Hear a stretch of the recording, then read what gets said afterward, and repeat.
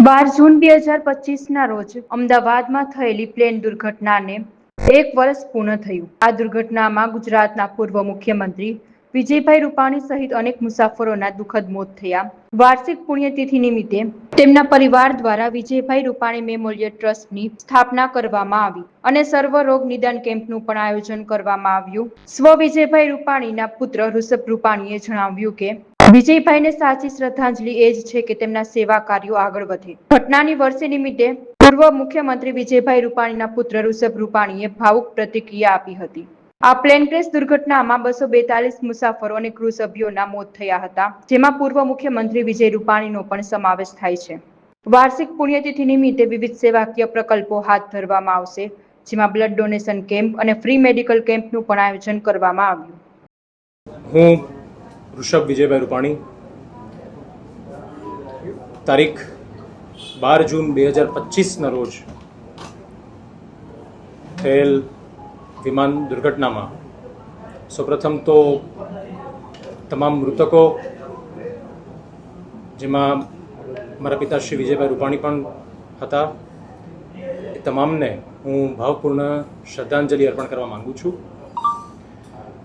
અને સાથે સાથે જે હતભાગી પરિવારો, સંલગ્ન પરિવારો છે અમારી સાથે, એ તમામ પ્રત્યે હું ખૂબ જ પ્રેમ અને આદર અંતઃકરણપૂર્વક વ્યક્ત કરું છું. પ્રથમ વાર્ષિક પુણ્યતિથિ 1 વર્ષ આ ઘટનાને થઈ ગયું અને સમય એ સૌથી ઝડપી પ્રવાહી છે. તો આ 1 વર્ષમાં કેવી રીતે વિજયભાઈ રૂપાણીના વિચારો, એમના આદર્શો, મૂલ્યો, સિદ્ધાંતોનું કેવી રીતે સંવર્ધન કરવું અને કેવી રીતે આવનારી પેઢીઓને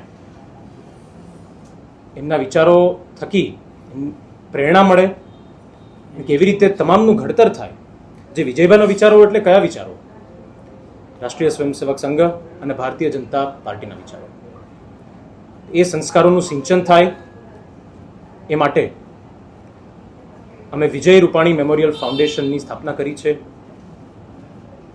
આપ સર્વે શ્રી પૂજિત રૂપાણી મેમોરિયલ ટ્રસ્ટની પ્રવૃત્તિઓથી તો આપ વાકેફ છો જ, પરંતુ આ વિજય રૂપાણી ફાઉન્ડેશન દ્વારા અમે યુવાલક્ષી, મહિલાલક્ષી અને આરોગ્ય, શિક્ષણ અને સેવાના સંદર્ભે પ્રવૃત્તિઓ કરવા જઈ રહ્યા છીએ. અને મારું અને અમારા પરિવારનું, અમારી સાથે જોડાયેલા અસંખ્ય વોલન્ટિયર્સ કે જે પૂજિત રૂપાણી ટ્રસ્ટ સાથે પણ જોડાયેલા છે, અમારા તમામનું માનવું છે, અમે દ્રઢપણે માનીએ છીએ કે વિજયભાઈને સાચી શ્રદ્ધાંજલિ એ જ છે કે એમના વિચારો આગળ વધે અને સેવાના કાર્યો વિવિધ પ્રકલ્પો દ્વારા થતા રહે. તો એ જ ઉમદા હેતુથી તારીખ 13 જૂન શનિવાર, પરમ દિવસે સાંજે 4:30 થી 7 પ્રમુખ સ્વામી ઓડિટોરિયમ ખાતે, રાજકોટ ખાતે કિડની અવેરનેસ સેમિનારનું આયોજન કરવામાં આવ્યું છે. ઇન્ડિયન મેડિકલ એસોસિએશનના સંયુક્ત ઉપક્રમે, જેમાં ઉદ્ઘાટક તરીકે પૂજ્ય વ્રજેશકુમાર બાવાજી જે હાજર રહેવાના છે અને અમારા માનનીય કેબિનેટ મંત્રી શ્રી જીતુભાઈ વાઘાણી મુખ્ય મહેમાન તરીકે પધારવાના છે. શ્રી સાયરામ દવે પણ એમનું વક્તવ્ય રહેશે અને સાથે સાથે ડૉક્ટર મોદી અને ડૉક્ટર સંજયભાઈ પંડ્યા IMN તરફથી, આ બે નામ એ કિડનીને લગતા રોગો માટે એ બહુ મોટા નામ છે, તો એમના વક્તવ્યનો પણ શ્રોતાઓને લાભ મળશે. તારીખ 14 જૂન રવિવારે સવારે 9 થી 12 ન્યુએરા સ્કૂલ રાજકોટ ખાતે એના પ્રાંગણમાં સર્વરોગ નિદાન કેમ્પનું અમે આયોજન કરવા જઈ રહ્યા છીએ.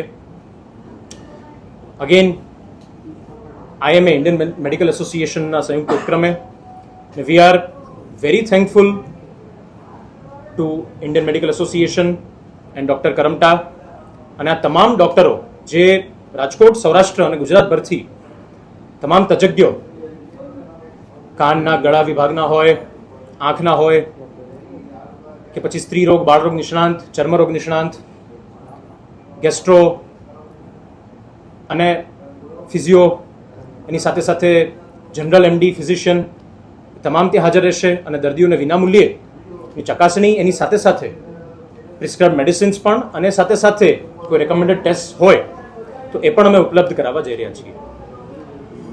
અને આ કાર્યક્રમના ઉદ્ઘાટન માટે કેબિનેટ મંત્રી શ્રી ડૉક્ટર પ્રદ્યુમન વાંઝા ઉપસ્થિત રહેશે.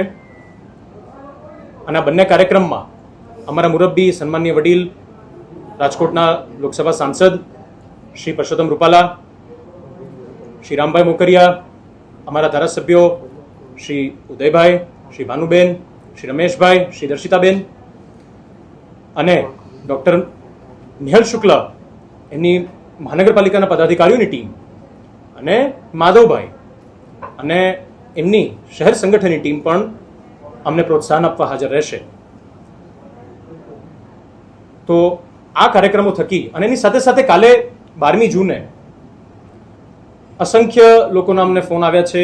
કાર્યકર્તાઓ પોતાની રીતે વિજયભાઈ માટે સ્વયંભૂ લોકો સેવા ભાવના સાથે સેવાકીય કાર્યો નાના નાના કરી રહ્યા છે.